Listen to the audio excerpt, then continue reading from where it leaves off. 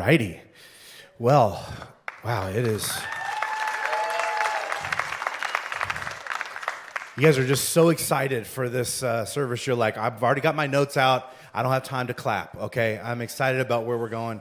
And I hope that you've enjoyed this series so far as we've been talking through essentially the four relationships that we think everybody needs in their life to be the best possible person and to be the person that their family ultimately needs to have a healthy family. Because the thing we said on the very first week was it takes more than just your family to have a healthy family. We really do believe that. And we believe every member of your family can develop these core relationships that will change the way they relate to themselves and everyone around them. And so one thing we've noticed, maybe you noticed this in your life too, that it really is other people that help us become the kind of people that we want to be. And so what do those people look like? And so far we've talked about two of those things, the fact that we all need in our lives a ride or die, like a best friend who will be there for us no matter what. We need a coach, a mentor, like somebody who's a little bit further down the road, who's going to be honest with us and give us insight we don't have and tell us things we need to prepare for before they get there. And that leads us to this week, which is week 3. And I want to encourage you to take some notes today, write down some things that stand out at you, some things that you're like, man, I want to think a little bit more about that later so that you can have a conversation once the message is over about like, what does this mean to me and how do I implement this into my life? And if you are taking notes, the title of my message today is Sheets, Spurs, and Sparring. Sheets, Spurs, and Sparring. How many of you in here, you are your pet people? You love your pet. You have a pet. Don't be shy. Come on now.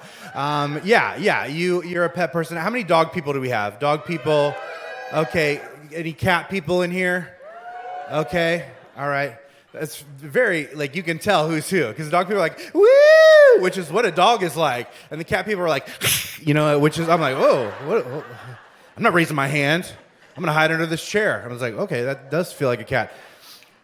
Anybody else, you have something else? Like you have a pig, a zebra, a weird bird, that you're teaching the Greek alphabet to? Like, you're intriguing and maybe a serial killer. I don't know. But I always wanted a pet growing up. My parents had this they were like no pets, and really it was mostly my dad because he's allergic to pretty much like every adorable beast on the planet. And so we finally convinced him that we could get a dog, but his big rule about the dog was it stays outside. The dog can never come in the house. And I'm like, the whole point of having a dog is to snuggle the dog. And I don't want to go out there and snuggle. I want to snuggle in here. This seemed like just a logical thing to me as a small boy, and my dad did not agree. And so I was real little at this time, probably like 7 or 8 years old, and I just decided, this kid, come on, how could you say no to this kid with the weird chia pet hair and the windshield-sized glasses? I was so blind, even at a young age, but I had a cool Ocean Pacific shirt, so it made up for it. And so I just decided, like, listen, my dad, if he doesn't know that the dog is in here, I can get away with having the dog. Some of you are already seeing the flaws in this logic, but I was like, he's never going to know. And so I decided to sneak this dog into the house. It was a Labrador, by the way, so these are not small dogs or quiet dogs. And so I was like, this plan is foolproof. I snuck the dog into the house, and my dad was like way in the other room, brought him up to my room, and my plan was like, I'm going to cuddle with him in my bed, and then if my dad comes in, I'll just put a sheet over him. No one will be the wiser, right? No one can understand what's under a sheet, right? Like the strongest adult mind could never figure out there is a dog barking and panting and wagging a tail under the sheet. Like, he'll never ask, like, why is there, like, this movement under the sheet? Like, he'll never question that. And, of course, like, my dad starts sneezing, and so he's, like, following the sneeziness and, like, coming all the way up to my room, and he gets there, and I hear him coming because he had to go up the stairs, and, of course, I throw the sheet over the dog, and I'm like, your job is to stay calm. And they don't understand English, as it turns out. And so the dog was just all excited and, like, panting, and the tail's wagging and all this stuff, and my dad comes up, and he's like, is there a dog in here? And as soon as the dog heard the word dog, the dog barked. And then I was just like, no. And he looks over at the sheet, quickly pulls the sheet off, reveals the dog. And I was like, this did not work. And I got in very big trouble. I got in very big trouble for that. And I was surprised. I was shocked by it. Like, how could my dad possibly figure it out? And the reason why he figured it out is because kids are horrible at hiding things. Like, we always used to tell our kids when they were younger, like, don't even try and hide anything from us. We'll figure it out. And when they were real little, they just thought that we had, like, either superpowers or, like, God was telling us things. And it really was just, kids are dumb. They can't figure out how to cover things up until way later on, right? It was a difficult thing. Like, as kids, we can't hide, but we still try and hide. And the thing I think is interesting about this is that, like, adults, in a lot of ways, are horrible at hiding things too, and yet we still do hide things. And I think we hide things for a lot of the same reasons. Like, we want something, or we wanted something, and we did something, and that thing maybe didn't work out the way we wanted it to. I think we all have this tendency that when we mess up, or we feel hurt, or stuck, or stupid in life, we hide. And we hide from all sorts of people. We hide from family, friends. We hide from coworkers. We hide from people we don't even know or like. We manage to hide from ourselves at times. And the things that we hide, I think, get progressively bigger and darker and more complicated and layered and destructive over time. And for a lot of us, social media just adds to this, right? This is the place where we post pictures of, like, our best moments to sort of distract people from any dark side that we may actually have. And everybody else does it too. So, I mean, that's what convinces us that it's okay. And this is why we all get so surprised when a truth comes out that is incongruent with, like, the facade that we've been watching from someone online. And you probably had this moment too, right, where you have been following somebody on Instagram and you're like, man, they seem like the happiest, most in love couple, and they're always posting stuff about each other. And then, like, a month and a half later, you find out that they're separated and all of their posts include a new person. And you're like, wow, I was way off on that. There must have been something else that was going on. Or maybe that you were convinced, like, somebody else was the boss's favorite, and, like, why are they always getting the breaks? Like, how come it always looks like this? And then that person gets fired without notice and escorted out of the office one day, and you're like, oh, I guess there must have been something else going on. Or maybe somebody seemed really put together, and, like, they had their entire life made, and they couldn't fail at anything, and the next thing you know, they're checking themselves into rehab. And you realize that there was something that they were hiding. And in these moments, I don't know about you, but I can't help but wonder, like, did anybody see this coming? Like, somebody had to have known something. And if they did, why didn't they say anything? Like, why didn't somebody stand up or call that person out on the destructive behavior in their life? Like, but I wonder, is it possible that the person who was hiding something, that they had pushed away all of the people who had the ability to point a finger at something that was going sideways in their life, and they had just gotten really good at hiding? They become more clever than just, like, throwing a sheet over something. They had developed a whole new set of skills. But I got to tell you, cutting out anyone who is willing to challenge or confront you always inevitably leads to an implosion. And this is why I think that you need a sparring partner in your life. And this is the third relationship that I think every person needs to cultivate to be a healthy individual or healthy member of a family, is to have a sparring partner, like someone who is growth-oriented, who shares your values, who works hard, and holds you accountable to the things that you care about. And what is interesting is that the scriptures over and over and over again point to the fact that we all need something like this in our life. I'll just read you a couple examples. One from the New Testament. Hebrews chapter 10, verse 24 says, "Let us consider ways to spur one another on towards love and good deeds." Proverbs 27:17 says this from the Old Testament, "As iron sharpens iron, so one friend sharpens another." And I don't know if you've noticed this, but even just in these two examples, Spurring and sharpening sound a little bit uncomfortable, and that is because they are uncomfortable. Sparring hurts. Like, ask any boxer, watch any MMA documentary about behind-the-scenes stuff. Like, just because they are practice fighting doesn't mean people don't get hit, and it doesn't actually hurt at moments. But sparring, the heart behind it, the purpose behind it, is essentially strategically embracing a little bit of pain now to avoid a whole lot of pain later. And there are so many examples of people besides like fighters, because you're like, I'm not really trying to be an MMA cage fighter right now, so I don't know if this applies to me, but people just like making themselves better by inviting sparring partners into their world. When Abraham Lincoln took office, he invited his strongest opponents and critics to sit on his cabinet, which is an unprecedented move. Because he didn't want a room full of people who already agreed with him. His belief was essentially like, I already think like me. I need the perspectives that I'm missing.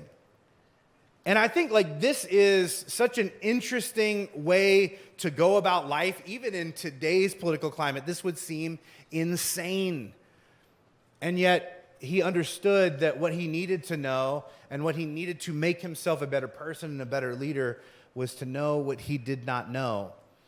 And maybe you're thinking like, well, good for Abe. I probably won't ever do that, right? Put people close to me who disagree with me or who may call me out on things because I don't really trust people. And that feels super uncomfortable. And I'm sure you have your reasons for that. Like maybe at some point you let someone in to be close and that person was mean and abusive, or they learned what they knew about you to shame or embarrass you. Or they always tore into you about whatever it was they felt like you were doing wrong, but never offered to help you make it right.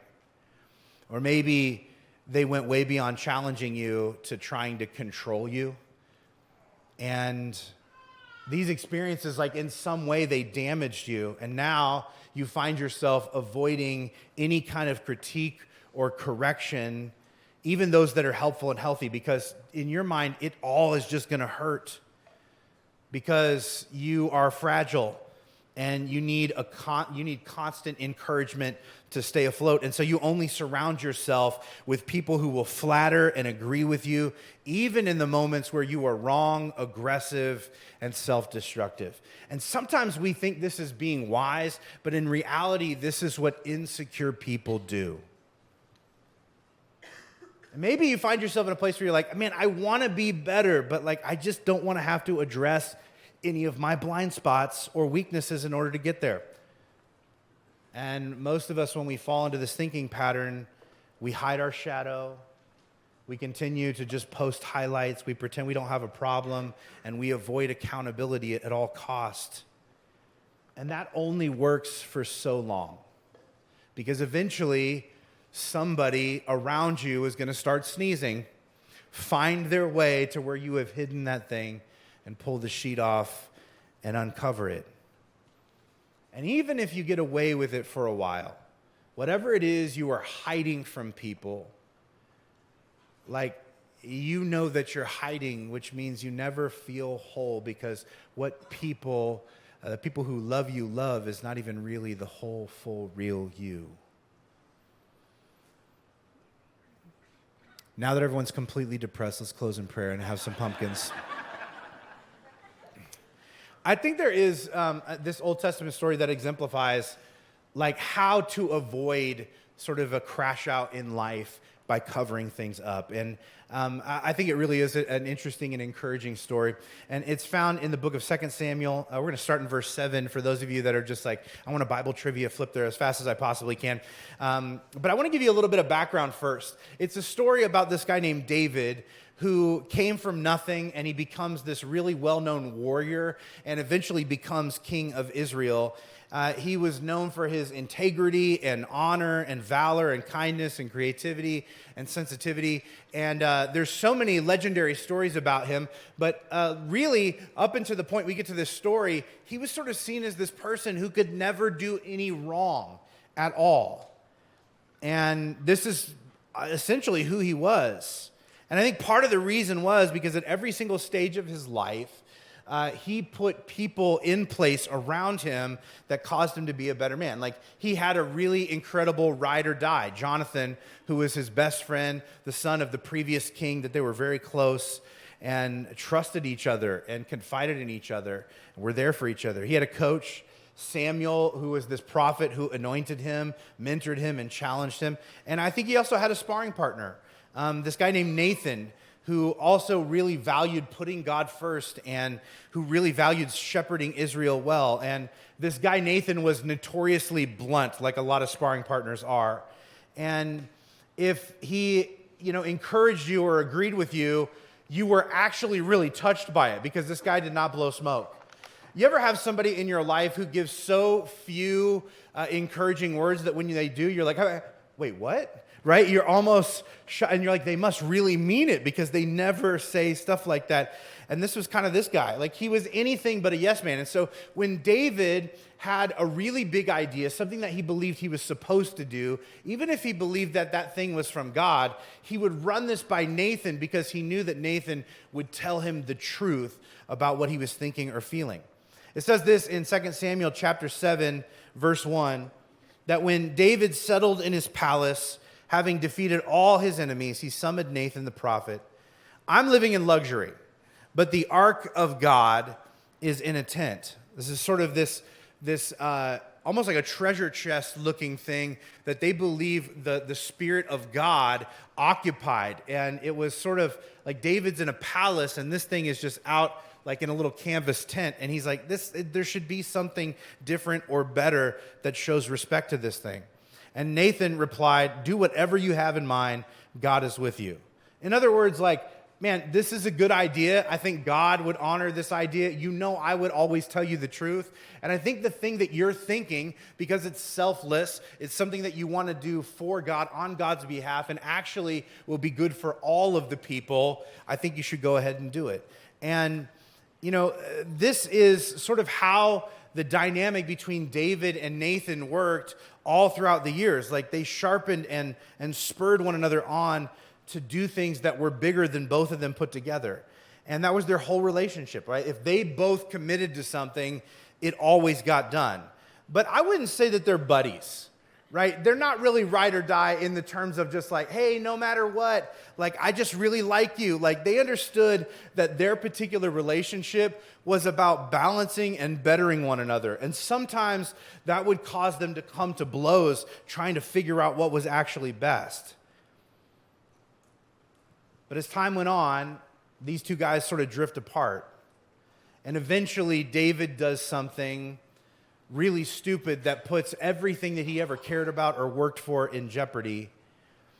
He has this affair with a married woman, and then he finds out that she's pregnant afterwards, and then he panics.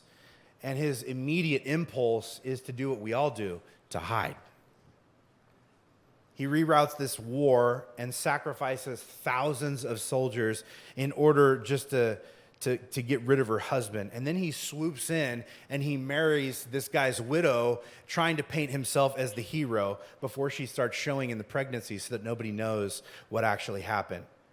And part of the reason that this thing happens that is so out of character for David in his life is that this is one of the only moments in his life where he has pushed away and hidden from all accountability. In 2 Samuel chapter 11, verse 1, it says this. This is framing the moment right before David does the stupidest thing he's ever done. It says this. In the spring, when kings normally go out to war, David sent his army out to fight, but he stayed behind. So he's supposed to be out with all of his troops, leading them into battle like he'd done many times before. But he sends all of his generals, all of his advisors, all of his confidants out to do the thing that he's supposed to do. And he stays home alone to nap and take rooftop strolls. And I got to tell you, like, if you want to make a mess of your life, take a break from the routines and relationships that keep you on track. And I see this happen so many times. Maybe you have even tried to talk yourself into this. It's usually we think we're doing so good that we can go ahead and remove all of the things that have contributed to us doing so good. Like, man, I am feeling so good. I think I'm just going to go off my meds. And people around you are like, I'm pretty sure those antidepressants and those blood pressure pills are the reason why you're doing good. What did your doctor say? And it's like, didn't ask. I'm going to go with my gut on this one and just roll the dice and see where we go. Or maybe you're like, you know what? I've been sober for a while. I don't think I need to go to these meetings anymore. And also, what is so bad about me just going to a bar and seeing some of my old friends for an evening? Well, what did your sponsor say? You know what? I'm a grown-up. I don't have to run everything by them, okay? Or maybe you think like, man, I am killing it at work. Like, I could go somewhere else and start my own thing. And then as soon as you do, you realize that a lot of your success was connected to the chemistry that you had with the team at the previous place you worked. And you're like, whoops. And I think a lot of times we do this, right? We feel so good about where we are that we deny that there were certain routines and relationships that are the reason we got there to begin with. And we push them away. We hide from them, and we end up in trouble, just like David. Now, I think somebody had to have known what was going on with David because kings were never really without a personal servant or private security, right? They always had somebody with them. But David is in charge of these people, right? So these people work for him, which means that they're probably not going to say anything because the stakes are too high. By the way, if you're like, I've got a great sparring partner, but if they tell me something I don't want to hear, I could fire them. That is not a great sparring partner for you because they are incentivized not to tell you the truth. It always gets really quiet at that part. You need somebody outside of the people that you are in charge of. But there is one person in this kingdom at the time who's not afraid to say anything to David, his sparring partner, Nathan. And he isn't just bold, he's really wise. And so Nathan discovers what David has actually done, but instead of going straight at him, he tells a story about a greedy, thieving shepherd. And he asks David what he thinks about this character, who, although he has all of these sheep and a great life, would go and actually steal and kill to get the one sheep that somebody else has. And this is David's response. 2 Samuel chapter 12, verse 5, he says this, David is furious. Any man who would do that deserves to die. And Nathan said, you're the man. Not a compliment, by the way, in this context. Sounds encouraging, but he didn't take it that way. It wasn't meant that way. Because David realizes that he has unknowingly sort of condemned his own actions in this moment. He suddenly sees that the shepherd in the story is a metaphor for him. And it's a metaphor for the fact that he took somebody else's wife, that he did this underhanded thing. And like suddenly in this moment, he is overwhelmed with the guilt once again. And he realizes how many people he's hurt. He realizes how much covering this thing up and hiding it has poisoned him as a person. And I wonder if you have ever had a good friend in your life get you to drop your guard and make you feel comfortable and then force you to see something about yourself that you've been hiding or denying or ignoring. Man, it is an emotional roller coaster. I've been in a moment like this, not about murder and affair. I just want to be clear about that. But I've had a moment where somebody sort of got me to relax in a meeting over coffee and then pointed out a character trait in me that was really poisoning to me. And I found myself feeling angry, but also kind of grateful and also sick to my stomach. And then I was just like, I'm not sure if I should fight you or if I should hug you or if I should like run away from you. Because in those moments you feel so exposed, but you also feel relieved. And it also hurts like hell. And the way that Nathan does this, by the way, is part of what makes him such an incredible friend. Because a good sparring partner doesn't call you out in public to harm you, they confront you in private to help you. And this really is how you know the difference between somebody who's an actual sparring partner and somebody who is just trying to make you look stupid. A sparring partner would not go on Facebook and call you out in front of the world. They would pull you behind closed doors and tell you the truth. There's this ancient saying that goes, it's in Proverbs chapter 27, verse 6. It says this: you can trust a friend when he says things that sting, but an enemy who flatters you, when an enemy flatters you, be suspicious.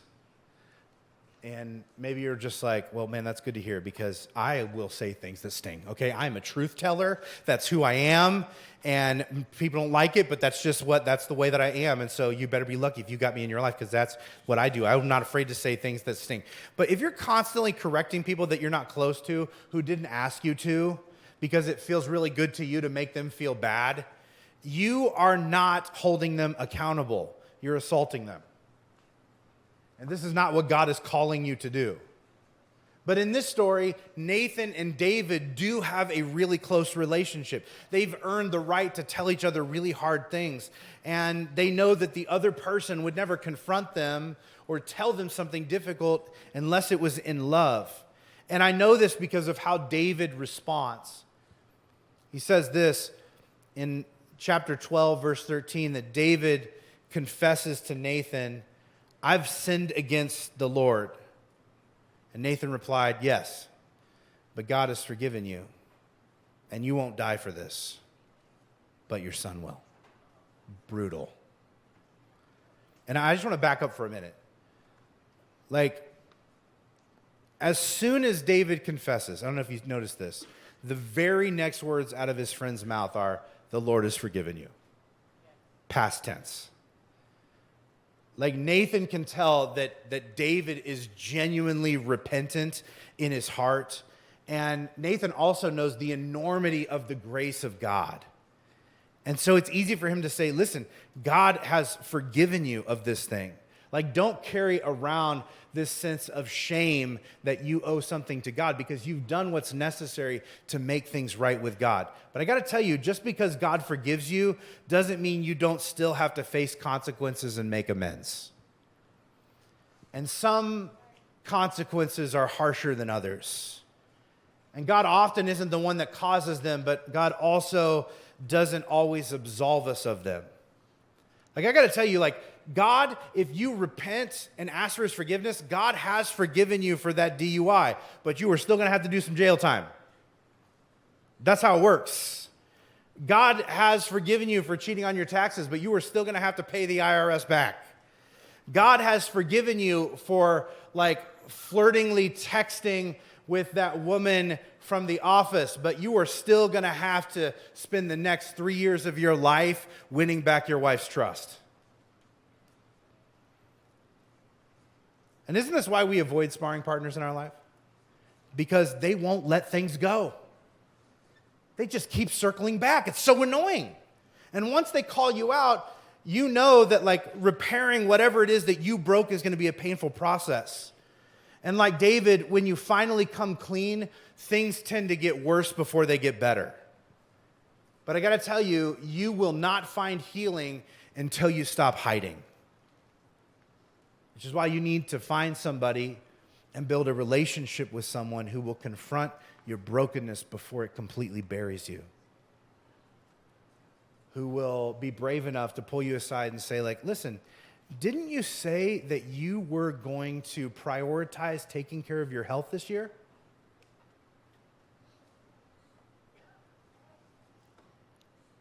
Did you actually take that next step to start giving like you said you were going to? Or is that something you haven't? How's being kinder to your husband going? What would he say if I asked him? You don't want me to. Okay, so that tells me the answer. That's helpful. Now, maybe you're like, at this point, like, I get it. That's great. But I really don't have any relationships like this. Like, I haven't built any, or I had them once, but I sort of pushed them away at some point. What am I even looking for? And I want to just give you a quick list of what to look for if you're trying to locate a sparring partner in your life. I would argue that a sparring partner has at least 5 really helpful attributes. The first is that they understand both your values and your weaknesses. Like, they know the things that you actually care about. They know what it is you're trying to do, and they know what is likely to keep you from being able to do the thing that you were trying to do. And they're going to challenge you in that. But again, like, if somebody really doesn't know who you are and what you care about and what you are aiming your life at, then they may be able to help you be successful, but they're probably going to help you be successful at the wrong thing.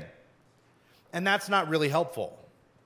The second thing I think that is consistent about them is that they ask intrusive questions. Don't you hate that?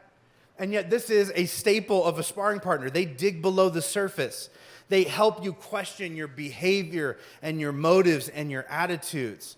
They want to help you wrestle with why you do the things that you do. And if you give them a surface answer or you evade the question, they just circle back and ask again and again and again until they get to the root of something real. I think the third thing that they do is that they hold a mirror up to you. In other words, they reflect you back to you. They tell you what you are really like in a way that other people won't. They don't just tell you what's good or tell you like the bad things. They tell you all of the things.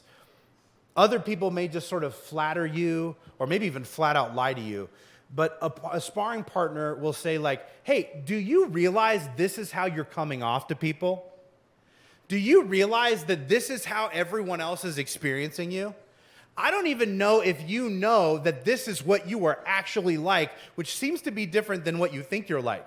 Do you know that other people don't actually trust you anymore because you say one thing and do another? A sparring partner has the courage to actually say that to your face.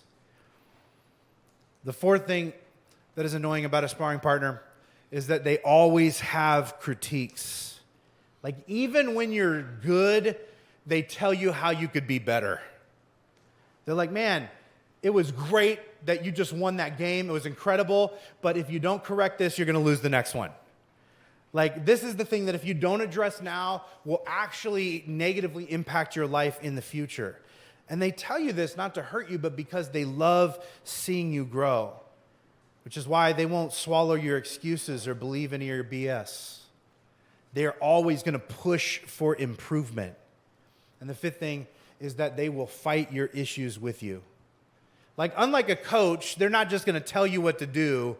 They're going to climb in the ring and throw some punches with you. This person is seldom going to say to you when you're complaining about what's going on, like, I am so sorry that is so hard for you. Okay, like, you can quit if you want to. A sparring partner has a different vibe. They're going to say, like, get up. Right? Like, there is more in you. Let's go. We can do this together. Come on. No quitting. We're going to push forward. And the reason why a sparring partner does all of these things is because a good sparring partner wants to help you get better, not just feel better. And this is what sets them apart often from a ride or die who is just there to encourage you and be there with you. But a sparring partner is like, that is what they're for. I'm here to pick you up and push you forward. And Nathan continues to be this force in David's life for the rest of his life. There's years later down the road, one of David's sons decides that he's going to steal the throne from his brother, and David has no idea that this is happening. And so Nathan finds out about it, and nobody wants to tell him. Nobody wants to tell the king, but Nathan goes to the king in private and says the thing that nobody would say in a really poignant, clever way. He says this in 1 Kings chapter 1, verse 24. Nathan asks him, my lord the king, have you decided that Adonijah will be the king and that he'll sit on the throne? Has my lord the king really done this without letting any of his officials know that he changed his mind? I don't know if you guys are picking up on the sarcasm, but he's laying it on pretty thick. Because David hadn't changed his mind. This was all happening behind David's back, and the fact that Nathan had the courage to tell him the truth changed everything. David was able to confront the son and instill the correct son in the office. And this bold confrontation didn't just make David better, it literally saved the fate of a nation. And that's how essential a sparring partner really is. Because without a sparring partner, you will not push yourself hard enough to reach your full potential. Which is why you need one in your life. And this is why I want to encourage you towards this. This is your homework for this weekend. Something to write down and experiment with. Regularly invite someone who knows you well to point out your blind spots and then listen to them and adjust. Regularly invite someone who knows you well to point out your blind spots, listen to them, and adjust. When was the last time you had a consistent relationship with someone where you sat down with at least once a month, if not more often, and just said, you know my life really well. Is there anything that I'm doing that is contrary to what I say I believe? Is there anything that I'm doing that's actually working against my values instead of toward them? Is there anything that I'm doing that I might not even be aware of that's actually tanking my relationships without my knowledge? Is there anything that's happening behind my back that I'm oblivious of that nobody wants to tell me because they're afraid I'm going to get so angry, but you are going to confront me and you are going to help me make a plan to move forward? You need this in your life. And I wonder, what if you actually did this? Like, what if you summoned the courage to invite someone to point out your weaknesses and ask intrusive questions and hold a mirror up to you and critique you and fight your issues alongside you? Here's what I genuinely believe. I believe that in 6 months' time, you would be a completely different person for the better. But I'll also tell you it won't feel good, especially at first. Especially the first few times where they are brutally honest with you. You're going to want to murder them. Don't. And I would say the reason is this, because keeping them close will keep you out of trouble. These are the people that you need to keep by your side. The people that if you keep close and you keep meeting with and running alongside and partnering with will actually keep you on the path you want to be on. Because they actually want you to be the best version of you, not just feel good about how you're already doing. And it's not because they think that you are never good enough. It's because they see so much in you. And they want to make sure you have not given up before your last breath. You need this in your life, and when you make it a priority, it changes everything. And I want to pray this in your life today, that as you have the courage to invite somebody to step into this role in your life, maybe a couple somebodies, that you would humble yourself, that you would hear them out, that you would acknowledge the truth that they're telling, and that you would make adjustments that make you more like Jesus. Would you bow your heads so I can pray over you today? God, we're so grateful for your love and your grace and your mercy in our lives. God, we pray that you would give us the courage to invite a sparring partner into our story, somebody who is not afraid to confront us, somebody who understands what we are trying to do and who we are called to be, who will both encourage us but will push us and press us to keep pushing forward, to be everything that we are designed to be, to work on the things that are weaknesses in our life, to acknowledge our blind spots, to continually become more like you. And God, sometimes it's going to feel like we're being spurred in the side. Sometimes it's going to feel like taking a punch to the chin in a sparring match. But God, these things, with somebody who genuinely sees, knows, and loves us, this is what keeps us from piling everything we don't want to deal with under a sheet and just hoping that nobody sees. God, may we come out of hiding and experience true healing. And God, may we see you do even bigger things in our story because we are fully submitted to a sparring partner. So in Jesus' name we pray. Amen.